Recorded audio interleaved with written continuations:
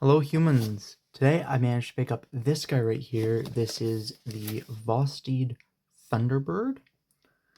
Um, it I've seen it a couple times. I haven't really played with it much. I got to handle it a little bit in the store when I picked it up, but they look super cool and I'm quite excited about this one. Absolutely fitting itself nicely into an upgraded price point. Just get that right off. Got cardboard box. I need to make more cuts.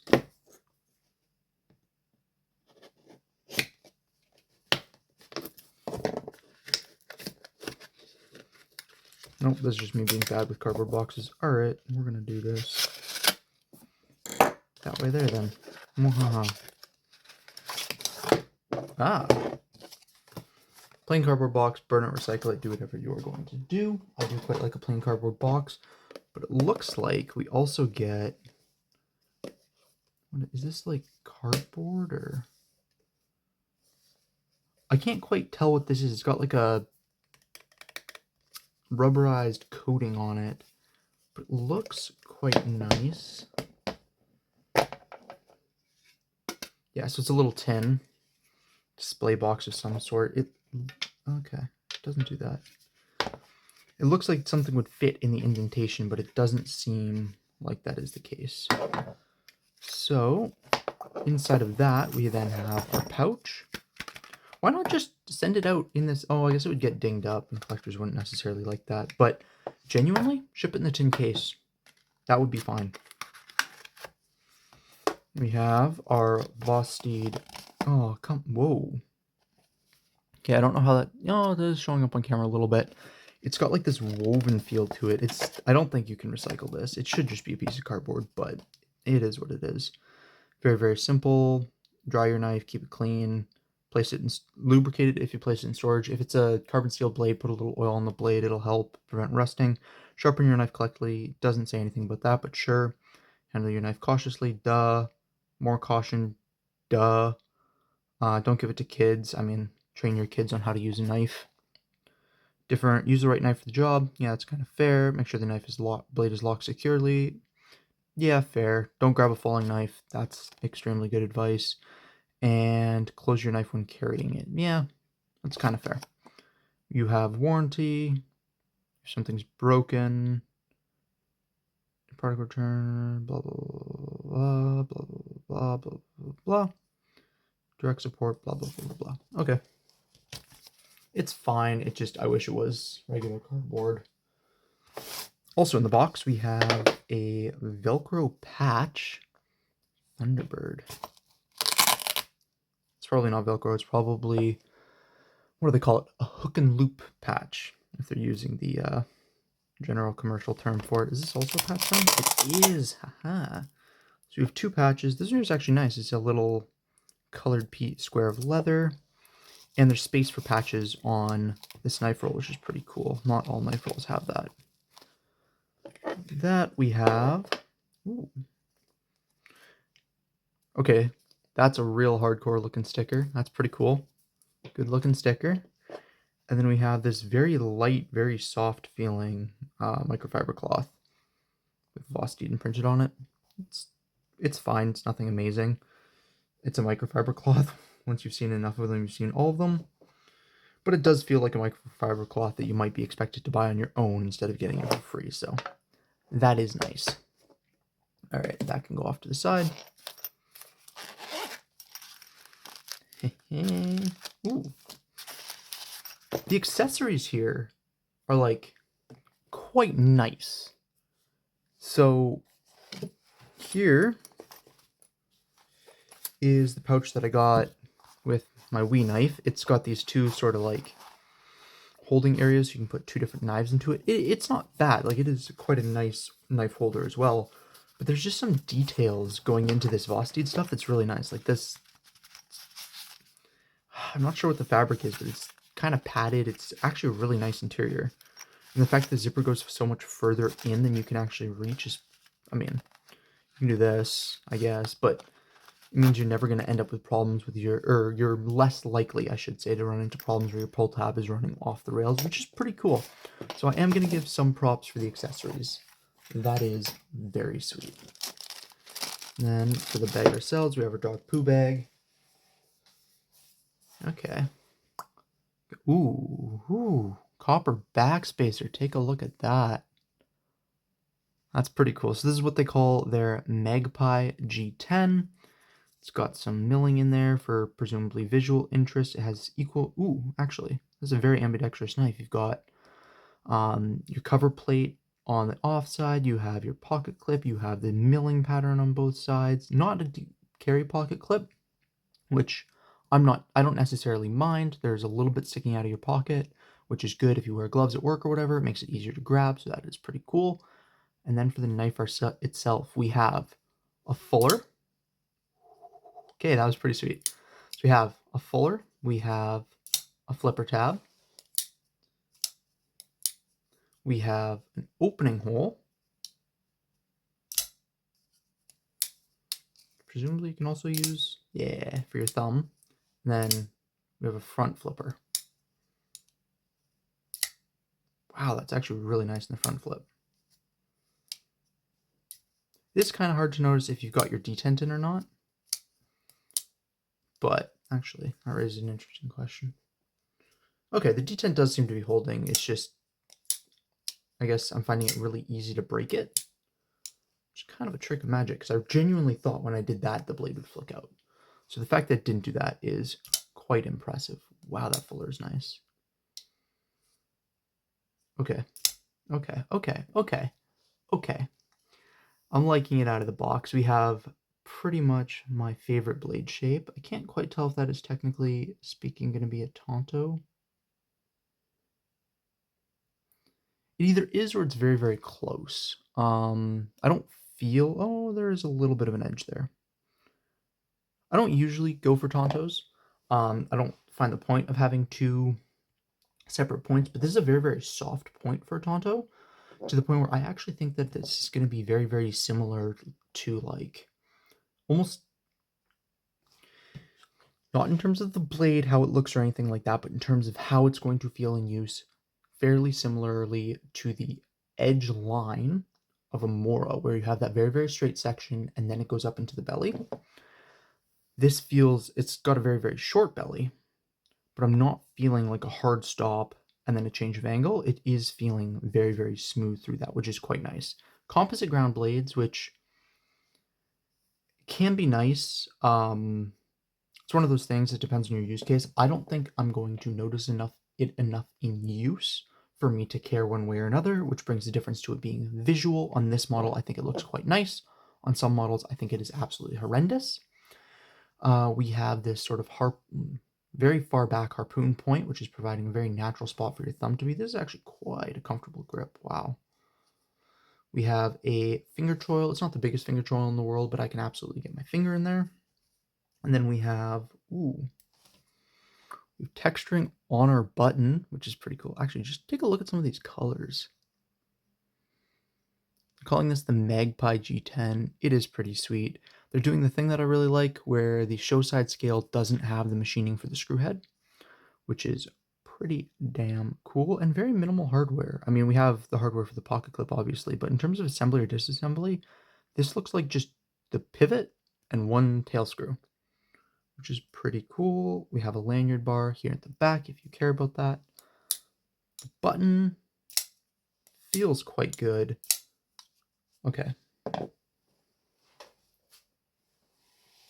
Let's do some of my testing. So, is this a hollow grind then? Let me find a straight edge.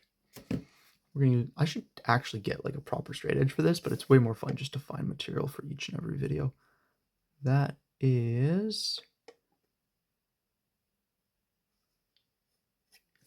looks like a flat grind to me. It will be double checked and I will tell you for sure if it is or if it isn't, but right away it does feel like a flat grind, which means that that is kind of an interesting... Oh, maybe not. Maybe... Okay, I gotta find something that's a little bit smaller that I can use as a straight edge. Let's use the bottom of my... Yeah, no, this is definitely a hollow ground on the bottom section. Must just have been me, the box being too long and me not being able to see the light through it. But yeah, so hollow grind on the first section. I think that this first test, which is going to be my rubber cut, is going to see some issues, but we will find out. So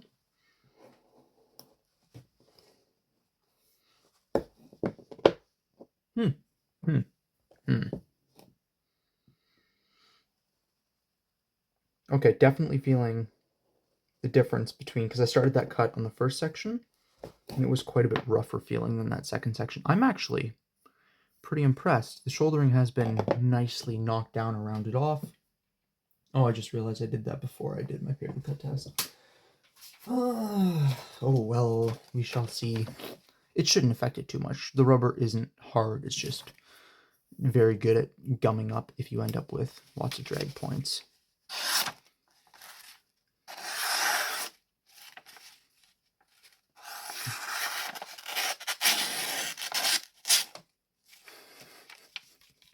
Alrighty. Yeah, okay. That definitely has a very sharp final edge. That is quite impressive. I'm not feeling anything noticeable. Again, I'm not feeling the transition between the front edge of the blade and the back edge of the blade, like, at all. But let's see if I feel it more with my thumb.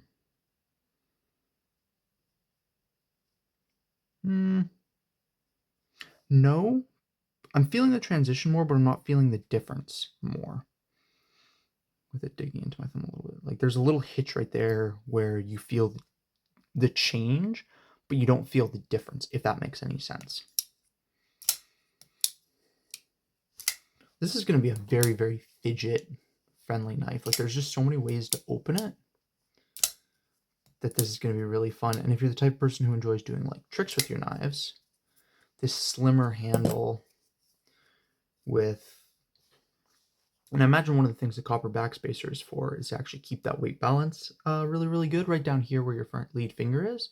Because visually, the blade side looks heavier than the handle side does, especially for... Oh, it does have liners, skeletonized liners. That's kind of cool. I didn't actually expect that. It does have liners, but even so, it looks like it should weigh quite a bit less than the blade does. So having that copper backspacer there is going to move the weight back a little bit, which is going to help if you're the type of person who likes to roll your knives around, especially if you're just like sitting there waiting for something or watching TV or whatever. I quite like playing with my knives when I do that. So this is going to be very, very fun for that specifically. I am quite excited to use this for a little bit. I do, of course, have one more test. This is going to be my puncture test. Ooh. Wow.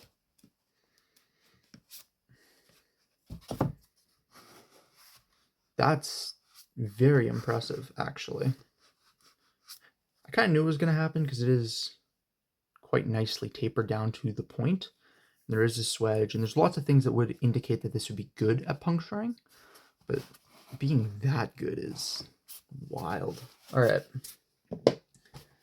That was very, very good in the puncture. A little bit weaker in the cut, but that's largely just because of the size and shape of the thing, and also because I'm currently comparing it to my,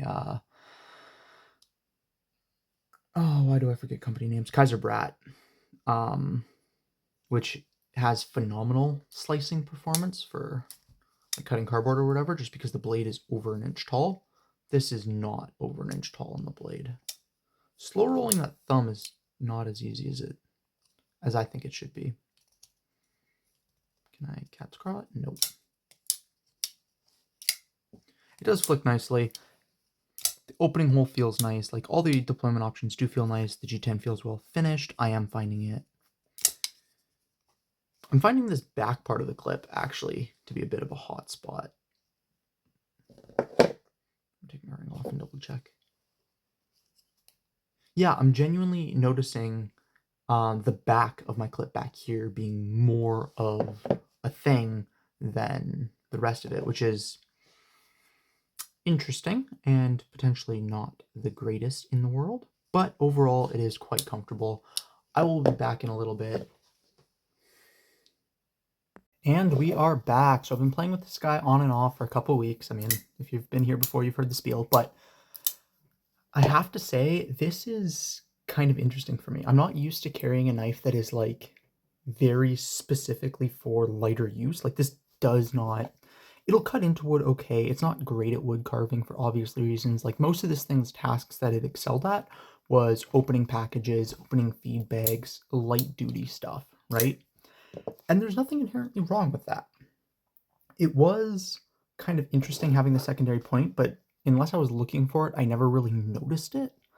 I'm still undecided as to whether or not I'm going to sharpen that out. Probably at some point. I'm just not going to worry about it when I'm sharpening and it'll disappear. But while I have it, it's kind of interesting. It's the only knife that I'll actually carry that has a Tonto in my collection, so there is that. The choke up position was okay, but again, like you can't really poke because there's not nearly enough protecting your finger. It'd be super easy to slide up the blade. But choke back a little bit, you can still get a pretty okay grip.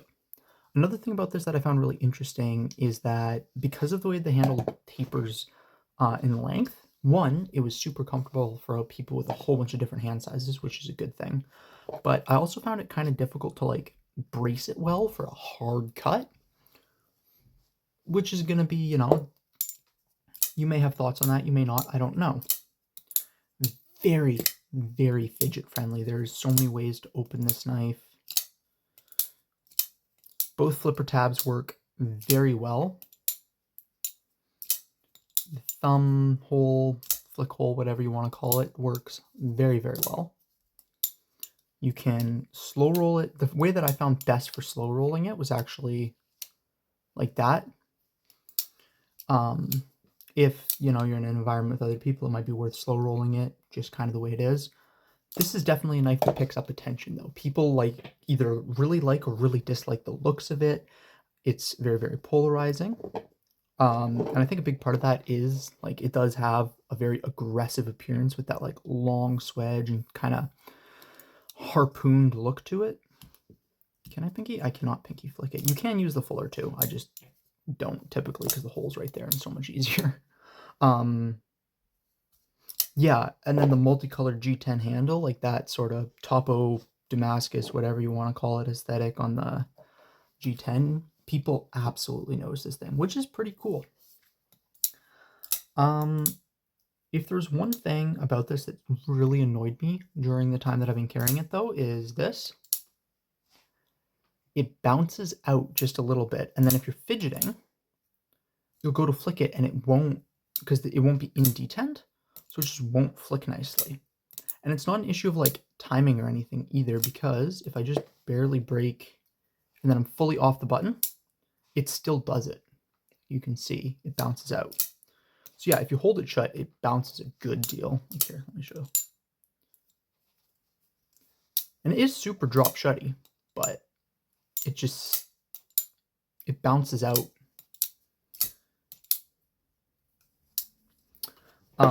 Not a huge deal. Again, if you're closing it a little bit more controlled, or like it does go quite well, so it's not a huge issue, but I absolutely did notice that a couple times, mostly when I was fidgeting it with it, but I did still notice it, so it is still worth mentioning. Size-wise, it's not necessarily a small knife, but it's also not a very like big knife. Here it is next to the Wee Banter and the Civivi Chevalier.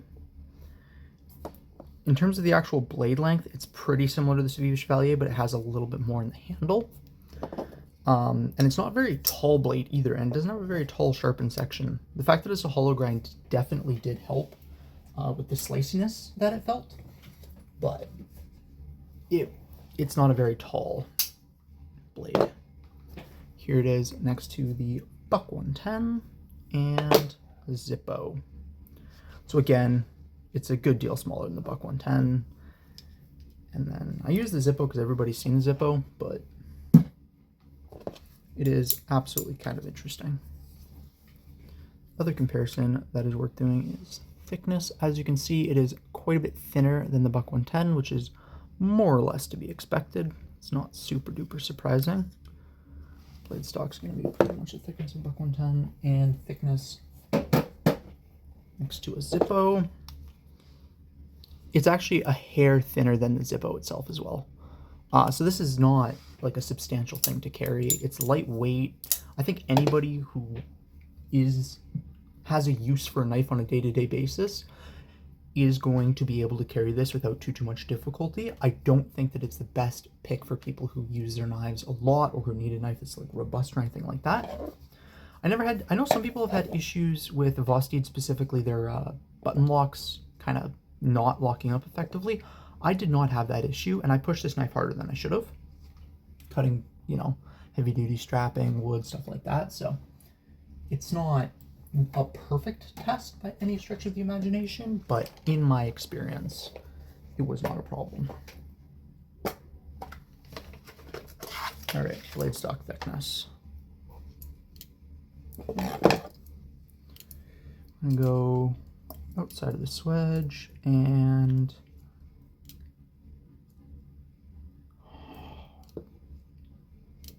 yeah, it's like right around 115 thousandths, which is kind of to be expected. It slices very well.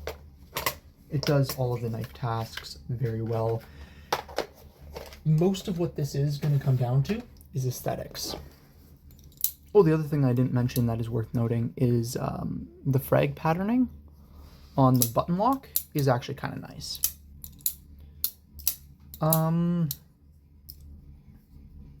Yeah, I don't really have all that much to say about it. It poked well, it handles well, it's comfortable, but I can't get a very powerful feeling grip. As far as tactical knives go, it's not bad, but again, that handle being a little bit slimmer, especially near the back, just doesn't give me the confidence that I want out of a knife that I expect to be able to like use to potentially defend myself. This is Canada, I'm not allowed to say murk somebody. But compared to like a couple options in a similar vein that I actually do like quite a bit, the SOG Fielder, and the reason I'm saying these are kind of in the same vein is because they both have sort of a harpooned clip point. It's got this end part back here that meets my finger, so I get a much more full feeling grip. And like towards the back, it is well, it's not even that significantly meatier. It really does just come down to that sort of bump at the back there. Just feels so much more retentive. I feel much more confident with something like that. Whereas with this, I'm very confident that if I poke something, my fingers are not going to go up into the blade. I'm not so confident about not getting pulled off the back of the blade. I mean, that how important that is to you is going to vary wildly, but I didn't have a significant issue with it. It is just something that I absolutely did notice. Aesthetically, I love this thing. I think this is super duper cool, but again, like the aesthetics are pretty wild. Takedown is 2 bolts. You've got your pivots, and you've got sort of this back tail bolt, which works well. It doesn't fit, like it's not a completely deep carry pocket clip, which I generally like for work, but this doesn't feel enough like a work knife to me to justify it. And because this does have sort of the more lightweight feel that I would expect of like an office knife, I think that it should actually be like truly deep carry, like use that screw and a second one right below it on each side. Because it does, like any amount of this sticking out feels like too much, because this does feel like something for a lighter use case, which is, in my opinion, more office workers, less factory floor workers, quite frankly. But overall, I absolutely do think it's recommendable. It does make a nice knife. It's a nice statement piece. The steel held up exceptionally well, and I mean, it's just cool, right? A lot of this boils down to the rule of cool, and it does have that. Stay safe and have fun out there. Peace.